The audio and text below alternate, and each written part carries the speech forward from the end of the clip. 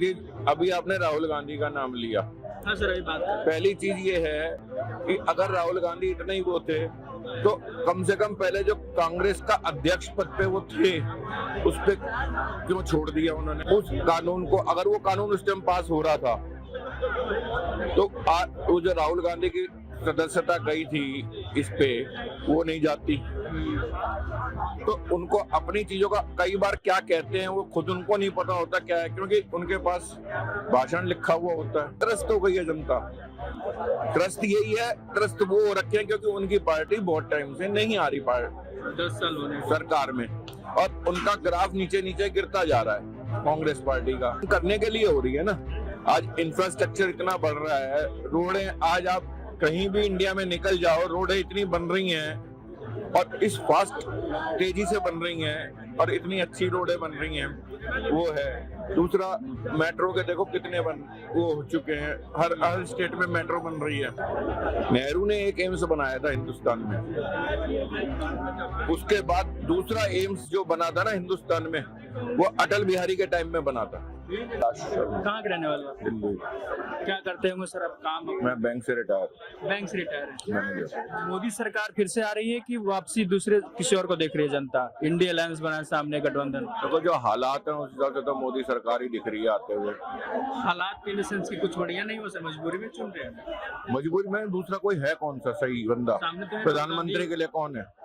प्रधानमंत्री के लिए तो कैंडिडेट नहीं है, लेकिन सामने का अलायंस है। हाँ, अलायंस तो है। अलायंस में चेहरा कौन सा है जो मतलब उस हिसाब से कर सके काम? कांग्रेस है सर और राहुल गांधी है। राहुल गांधी है।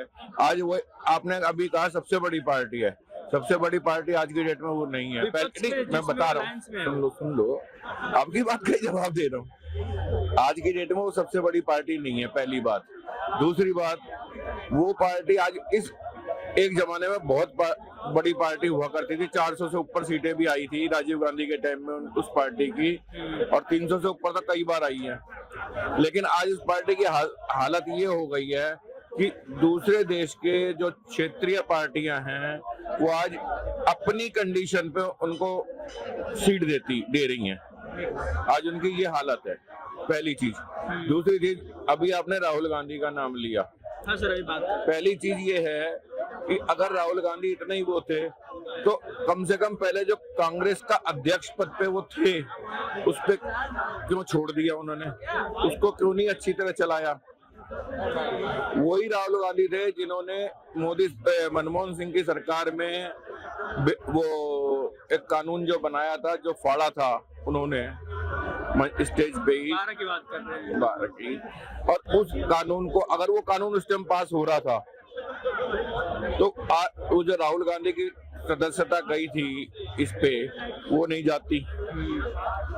तो उनको अपनी चीजों का कई बार क्या कहते हैं वो खुद उनको नहीं पता होता क्या है, क्योंकि उनके पास भाषण लिखा हुआ होता है। भाषण एक्चुअली होता सबके पास ही होता है, मेन टॉपिक्स होते हैं कि भी इस पे बोलना है, वो हर नेता के पास होता है। खैर, लेकिन उसको किस तरह से बोलना है, किस तरह से पब्लिक को सामने बोलना है, वो पॉइंट उनके अगर आप किसी भी भाषण में सुनो तो गायब है वो चीज। तो वो मतलब एक उस पे नहीं रहते, कभी इधर का बोल दिया, कभी उधर का बोल दिया। कोई इसका अगर कंक्रीट आप कंक्लूजन निकालना चाहो तो कुछ नहीं निकलता राहुल गांधी के कोई भाषण से।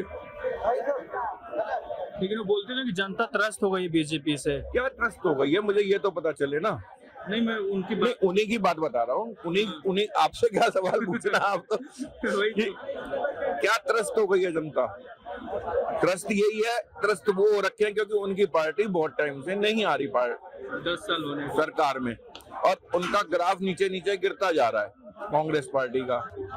और आज हालत ये हो गई है कि उनको क्षेत्रीय दलों के साथ एक तरीके से मतलब वर्ड अगर यूज करना चाहो तो वो भीख मांग के कि मुझे 4 दे दो सीट या 3 दे दो सीट, वो आज इस नौबत में पहुंचे हुए हैं। इसका उदाहरण देखिए, पूर्णिया में कांग्रेस को, बिहार में पूर्णिया में पप्पू यादव ने विलय किया कि पूर्णिया से वो सीट भी नहीं मिला। कांग्रेस बेबस है, इसका एग्जाम्पल है। तो आज उनके हाथ में कुछ है ही नहीं।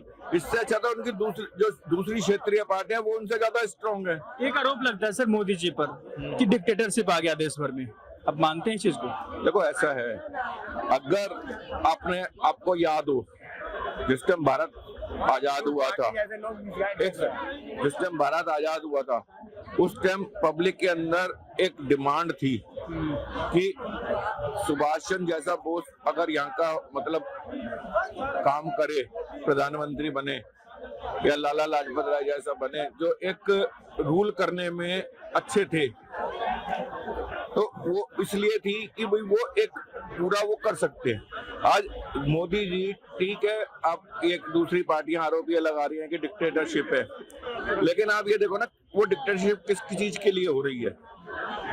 काम करने के लिए हो रही है ना। आज इंफ्रास्ट्रक्चर इतना बढ़ रहा है, रोडें आज आप कहीं भी इंडिया में निकल जाओ रोडें इतनी बन रही हैं और इस फास्ट तेजी से बन रही हैं और इतनी अच्छी रोडें बन रही हैं, वो है। दूसरा मेट्रो के देखो कितने वो हो चुके हैं, हर स्टेट में मेट्रो बन रही है, उसका भी काम हो रहा है। दूसरा आप देखो एम्स वगैरह, अगर आप सोचो जिस टाइम कांग्रेस थी पहले, नेहरू ने एक एम्स बनाया था हिंदुस्तान में, उसके बाद दूसरा एम्स जो बना था ना हिंदुस्तान में वो अटल बिहारी के टाइम में बना था, जब अटल बिहारी प्रधानमंत्री थे। तीसरा एम बना मनमोहन सिंह के टाइम में। उसके बाद अब तक 17 एम्स बन चुके हैं मोदी के टाइम में। तो पहली चीज। दूसरी चीज, ये लोग जो दूसरे विपक्ष गठबंधन है, ये बेरोजगार का मुद्दा उठाते हैं, बहुत ज्यादा उठाते हैं। देखो बेरोजगारी किसी के पास भी, मैं कह रहा हूँ आज कांग्रेस भी आ जाए या दूसरे कोई भी पार्टी आ जाए एक छत्र मतलब पूरे इंडिया में, तब भी किसी के हाथ में ऐसी जादू की छड़ी नहीं है कि वो एक मतलब उसको खत्म कर देगी बेरोजगारी। क्यों? आबादी इतनी ज्यादा है हिंदुस्तान की, पहली चीज।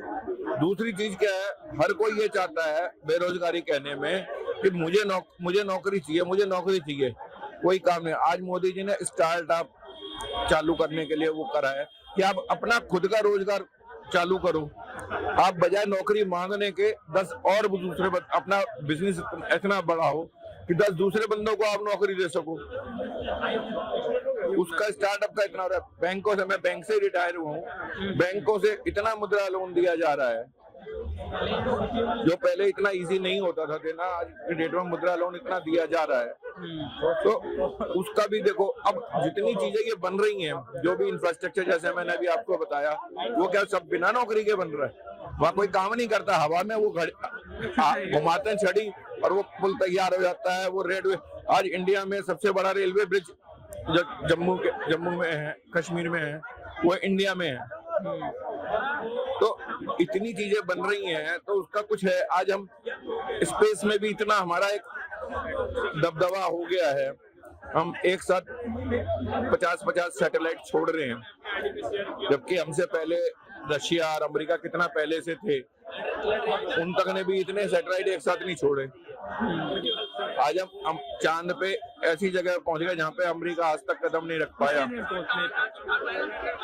ठीक है, तो कितना छोटा स्पेन में इतना करा है। देखो एक चीज होती है, मैं ये नहीं कह रहा दूसरी इनकी जो पहले की सरकार थी कि उनका कोई श्रेय नहीं है।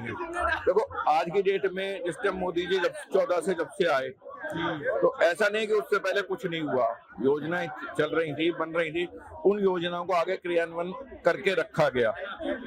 400 पार का नारा लग रहा है सर इस बार की, मोदी जी की सीटें 400 से ज्यादा आएगी, लग रहा होगा? पार का तो मैं नहीं कह सकता कि 400 पार आएगी नहीं आएगी, लेकिन जैसे मेजोरिटी पहले थी, मेजोरिटी में तो आ जाएगी, एनडीए की बनेगी। एनडीए की बनेगी।